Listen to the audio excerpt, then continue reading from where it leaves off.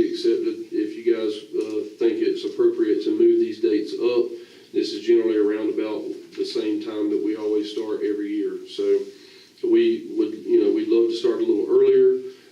This is, again, just kind of following with what we've always done.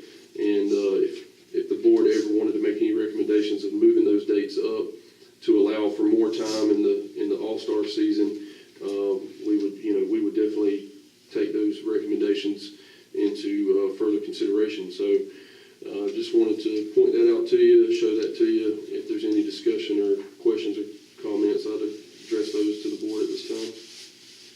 We talked about that track situation already, and I just got a problem with it.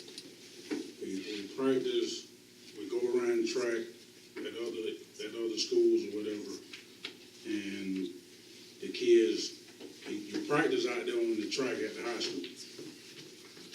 What I'm trying to say is, if they can practice out there, why can't they run out there? I mean, as far as the parents being able, and I understand the money situation, but that's just a problem with me. I just can't understand that one. We have some liability issues out there on that track as far as having enough lanes to hold the track, because when we tried to make it handicap accessible with some of the ramps in front of the home bleachers, we had to put some of those platforms, they extend actually into some of the outer lanes. So you probably could have a meet there, but it couldn't be an officially sanctioned meet by many organizations due to the fact there's just not a six-lane track there anymore. It may only be 4 lanes. I haven't been out there and actually counted, but it may only be 4 lanes. It's certainly not safe probably to run 4 people side by side in a competitive situation. I think it's unsafe to even practice out there. I'm just being. You get no argument from me there. I ran track out there, and I go out there and run all the time. And that's a liability out there practicing. I mean, I just got a problem with that. Most of the practices, Mr. McGill, I think they've been doing them at the Martha Rawls Elementary School out there in that field. It kind of has a track around it. The field over there on the dirt, out there on the dirt track. So a lot of times they go out there, and primarily that's where they went last year. So, but yeah, that's obviously a big community concern right now. Any other discussion on that? Okay, adoption of the bylaws. This was presented to the board at the first meeting. I don't think we can do that, these bylaws, because of the commissioners changing the stuff the other night. And I'm gonna say that I would not be in favor of it. I would not vote to do that on this until that's corrected.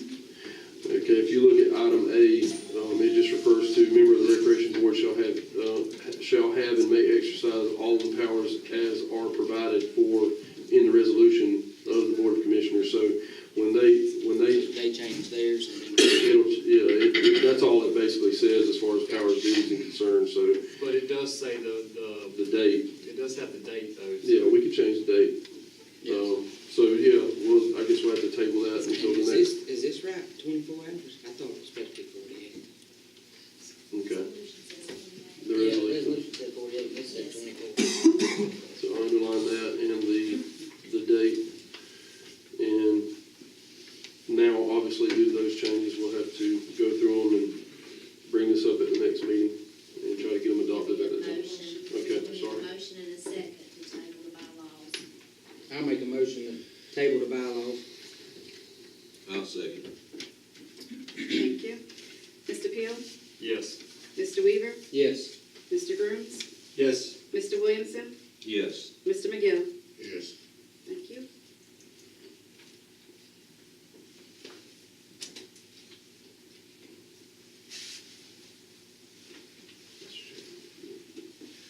We'd like to move on down from old business now into our new business. We will discuss the discussion of earmarked concessions revenue for capital improvements. Mr. Davis. Yes, thank you, Mr. Chairman. This is something that we've often talked about in just within me and talked about it to, I'm pretty sure, former administrator, Miss Nancy Jones, and I had some discussion about it. Current administrator, Mr. Tinsley, and I have had some discussion about it. We've seen this, okay, thank you. We've seen this at other, agencies that we travel to play tournaments in and stuff, particularly one I think that most people can, relate to over in Lyons, Georgia. Many people that have been involved with, baseball here in Wayne County have had the opportunity to go over there. A lot of people have essentially grown up, you know, that's just a traditional thing here in Wayne County, going over there to play in that tournament. And they have recently built a very nice, I think it was to the tune of about $70,000 or $75,000 hitting facility over there that they paid for solely with concession stand money. And this is something that has been, you know, talked about and just kind of discussed just with me and folks out at the ball fields and, you know, with me and my staff on several different occasions. But I think to make it more official, that the board could possibly make a recommendation to the Board of Commissioners that they think that this should happen. And obviously there would be, I don't know if it would be in the form of a resolution or how it would be put together. But I think it would benefit the Parks and Recreation Department, help us get some more capital improvements done to the facilities and things of that nature. And we could earmark it specifically for capital improvement to the facilities. And I think that what it'll do is it'll get people to purchase with a purpose. You know, we have a very good turnout from the community of, you know, with them coming to our concession stands and partaking in the food and beverages that we offer there. And that speaks volumes to our staff that, you know, that we hire to come in there and do that, and the part-time staff and what a good job they do of running a concession stand efficiently and cleanly. And, you know, I just think that you would get even more public participation in concession stands if we had that. So we would like to see a recommendation from the rec board to the Board of Commissioners in getting that done. Where does it go now? It just goes to the Wayne County General Fund. Not even to recreation? Well, that's another topic that, you know, could be debated. I mean, it's to offset the amount, you know what I mean? The revenue taken in offsets the amount of tax dollars that, you know, is burdened to the citizens of the county. You know, so I think it all works for the greater good, you know what I mean? But, you know, is that specifically channeled towards recreation? And the answer to that question is no, but it's to help offset the taxpayers' burden on paying the bills, you know, as revenue being taken in, just as any other revenue that the county takes in, whether it be, you know, from the ambulance rides or, you know, sheriff's department or whatever, you know, it's the same as that regard, so.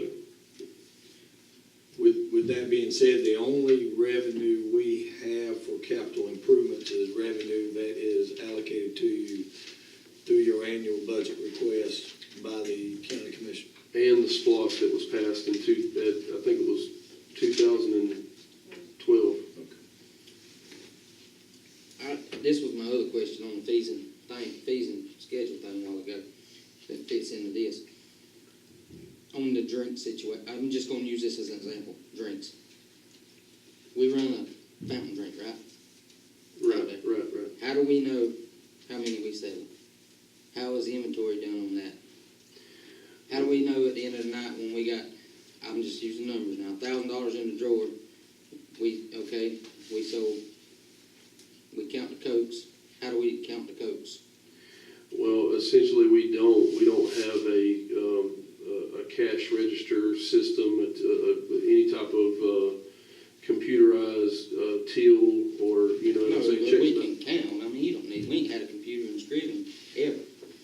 I mean, what I'm saying is, don't you think it would be better to have a bottled drink to where you can say, we sold 50 Cokes tonight, and here's this money, and when we count the money at the end of the night, we know it's all there. It's an inventory system to where, I mean, that covers whoever's working in the concession stand, it covers a lot of this. Well, I think somebody's taking money, somebody might not be taking money. I mean, I think it's something that can be looked into. However, I just know with the discussions and the talks that I've had with the guys from Coca-Cola, that, you know, there's way more profit in the fountain than there is the bottle. And, you know, I think until we get a real actual till system put in place, some sort of, you know, cash, you know, checks and balances at the end of the day, you know, balance your drawer type system put in place, that you're really never going to be able to get I agree, that should be in place, that out there, I mean, I agree 100%. and it would benefit the citizens. You'd be able to take credit and debit cards, and it would be a lot harder for someone to, you know, steal something from the concession stand as far as, you know, money is concerned. But again, would the board like to make a recommendation on item 1 under new business at this time, or?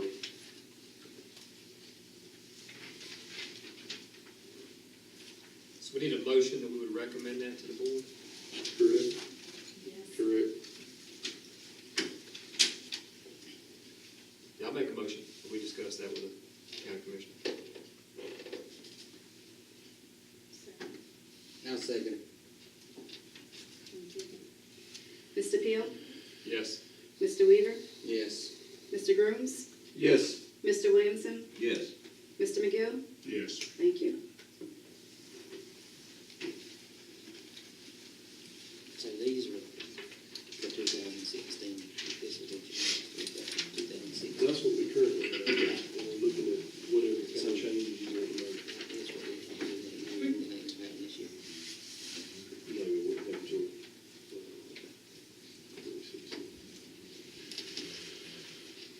Okay, moving on to item J, items with the director.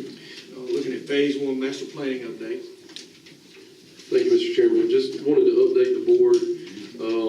County Administrator, Mr. Tinsley, and I had the opportunity to meet with Precision Planning regarding phase 1 of the athletic complex master plan. Some of the issues that were brought up, and I printed off the PowerPoint presentation again for you guys to reference. And apologize for how small the pictures are, but if you flip to, it doesn't have page numbers, but if you flip to master plan phase 1 page, and just if you want to kind of follow along with me on this, some of the things that have been brought up were the parking issue. As you can see, phase 1 is that big field right there. To the left, the big baseball field is actually going to be the new adult softball field. And you can't really see it because the font is so small, but it says that it's going to be a 300-foot field. We made sure we let them know that it needs to be bigger than that, because I'm sure Mr. Williamson could comment on this. I mean, that's not near enough distance for them. So we're looking at, whatever we can squeeze into that area there. The purpose of the meeting was just to gather more information to get. It's on my calendar. I can't remember. It was last week sometime. The purpose of the meeting was just to get them more information so that they can start putting together a more detailed cost estimate of what it would cost. Some of the things that came up were any underground blueprints of the infrastructure that we have with electrical, with sanitary system, with water, anything of that nature. We're trying to get that information to them so that they can come up with better cost estimates on phase 1 for us. So you got that. You got the adult softball field. We made sure that we told them that it needs to be bigger than 300 feet, whatever we could fit in there according to the plan. And the 200-foot field would just be another 9 through 12-year-old field that we could host practices and games. And then, of course, you got the big football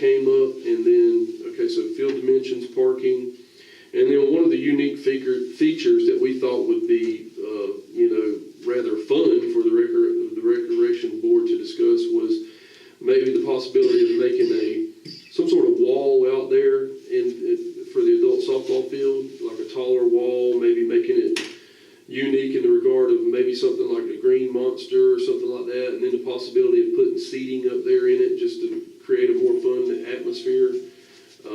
But any input or interjections that you want us to put in there as far as that goes, we would love to hear your input on that.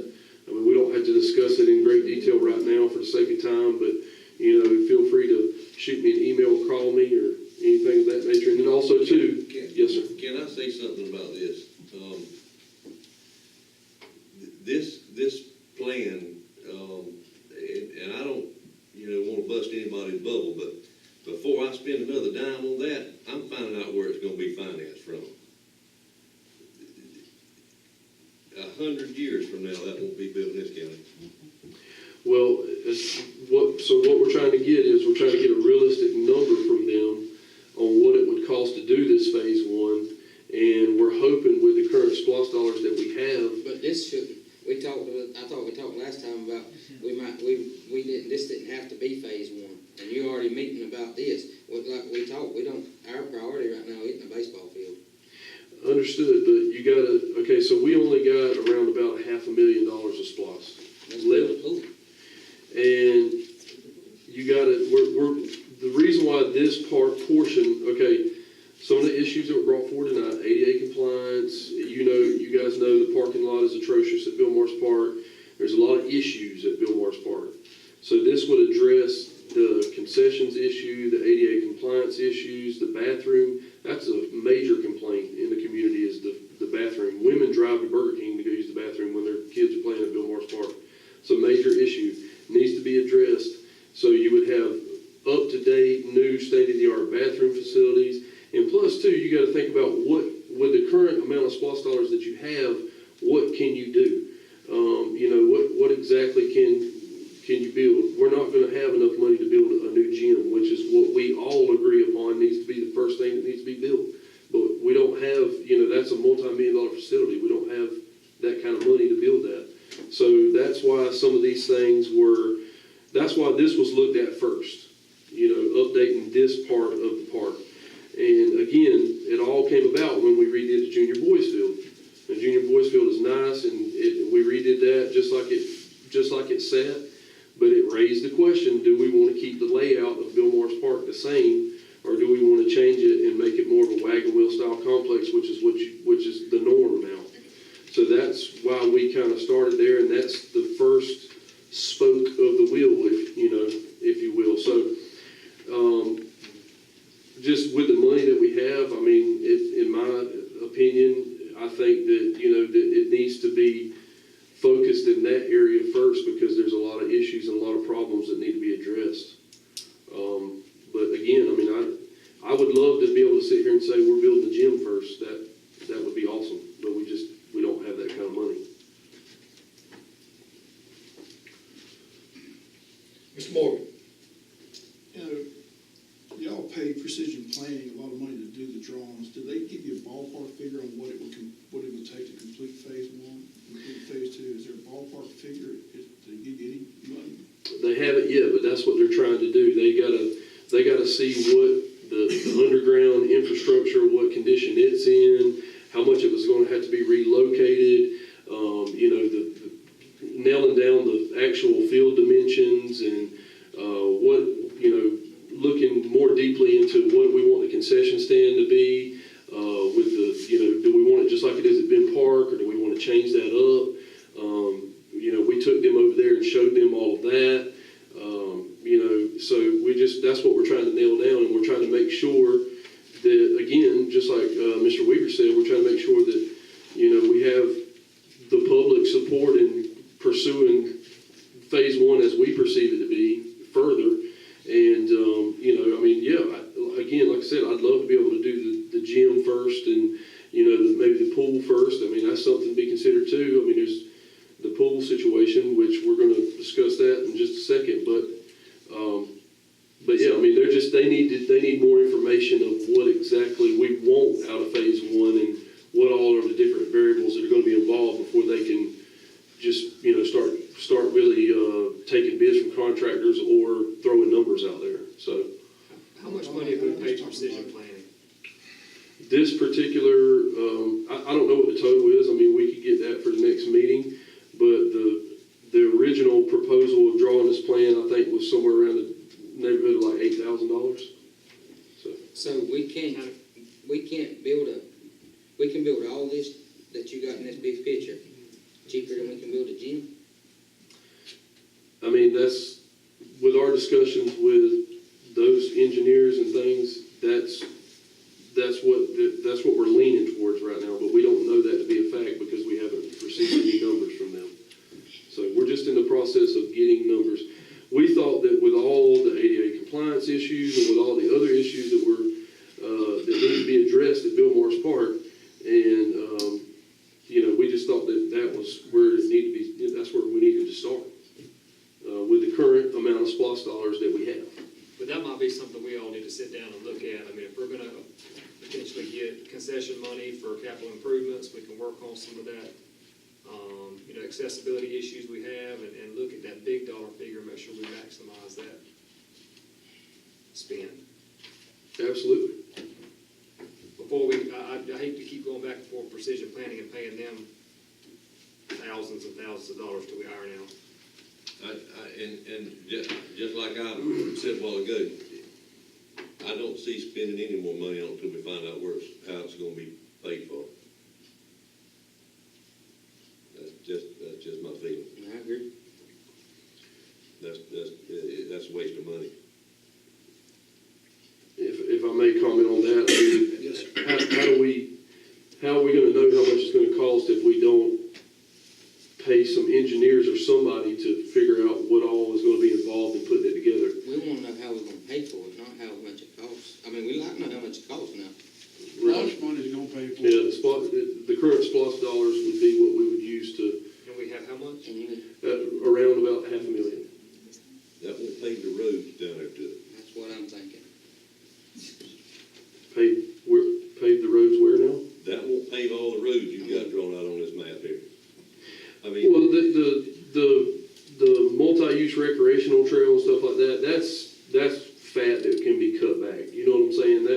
We're looking at the nuts and the bolts of phase one here, which is the new field design and layout and the new facilities that would be overlooking that with the, just like we have at Bill Park. We say gym, are we talking about basketball gym? What are we, basketball gym? What about the pool? Do we have any figures on what it would cost I think that's neat. to have a reasonable pool? How much does junior boys field cost? That number is gonna be a little bit skewed because a lot of the material had already been bought and was in storage. But it was right around $100,000. But again, we had, give or take, I mean, we had a lot of the material that was already just sitting in storage and had been since 2005. So that number is a little bit different. That's something we probably need to sit down in the work session and look at, prioritize those things. Absolutely. That's what we're looking for is the board's input and anything that you guys would like to discuss. And we could probably actually maybe, if the board so chooses, we could probably get Precision down here to talk about it with us too. I mean, that new complex out there, how long did it take us to get it built? What, about 7 years? Because they run out of money. I mean, but if you don't start somewhere, we would have never had that unless they started somewhere. that was built with a lot of taxpayer money. It wasn't built with all East Blossom. I don't know the details. Built with a lot of taxpayer money.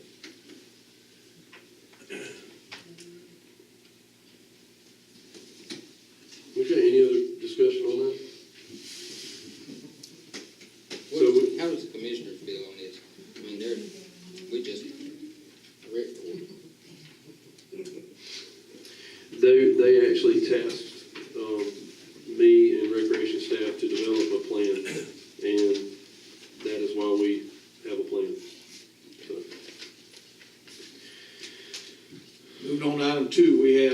Jared Mullis from Royal Pools coming to speak to us about possible pool improvements.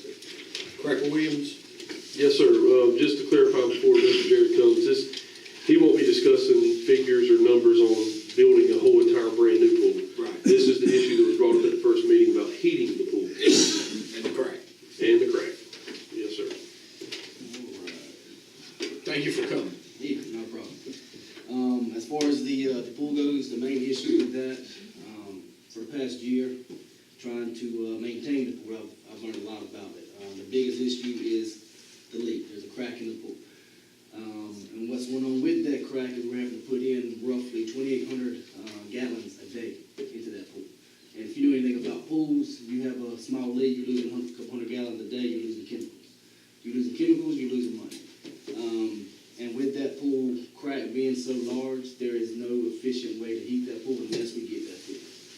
So it's pretty much off the table unless we go to a route to fix that.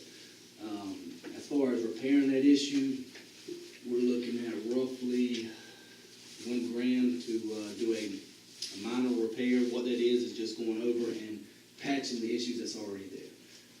If you want to go in and do a complete repair, which is what I would recommend, I mean, off the top of my head, roughly $80,000, $80,000 to $100,000 to completely repair the existing pool.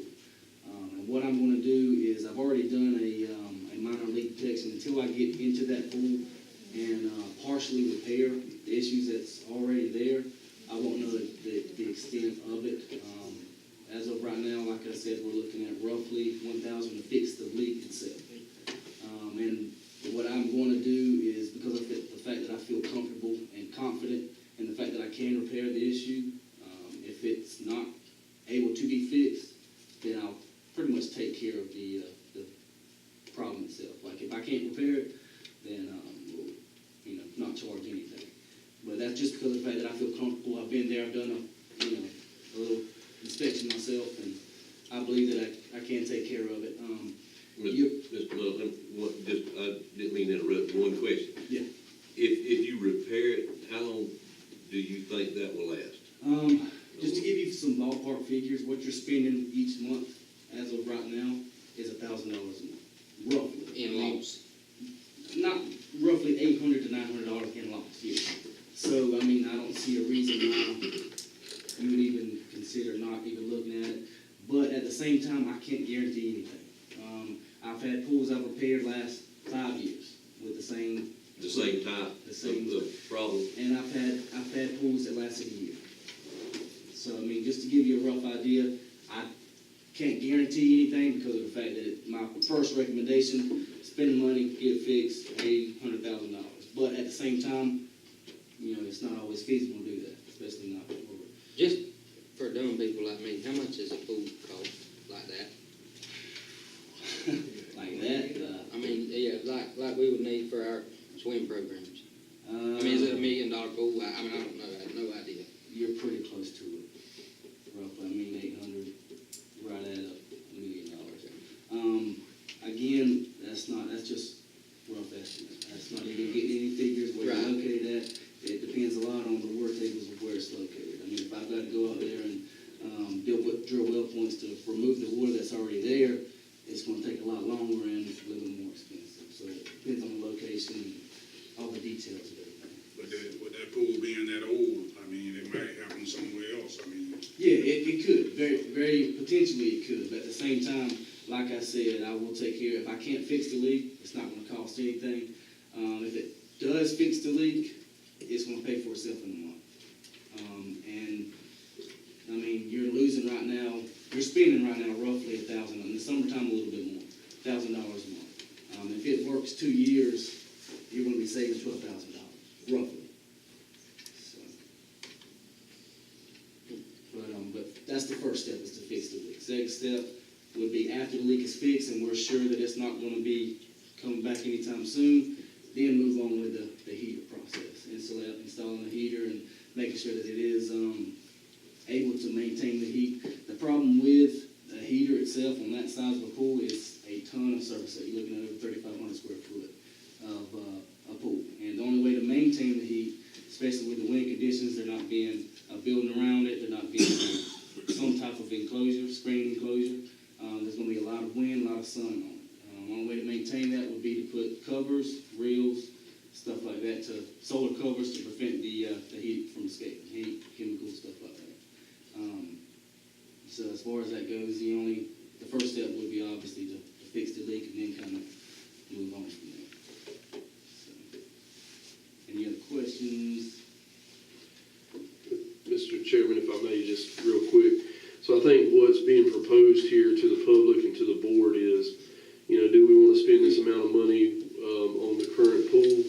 Or would we rather, wait and see what the possibilities are to develop a whole entire new pool out, at a different location? There's been a lot of discussion back and forth between me and some of the county commissioners and some of the, and the county administrator. There's been a lot of discussion on what should we do, and Mr. Chairman, you and I have even discussed it on a couple different occasions. So I think that's the question being proposed here. And just to kind of give you an idea, again, like I said, you can't really guesstimate or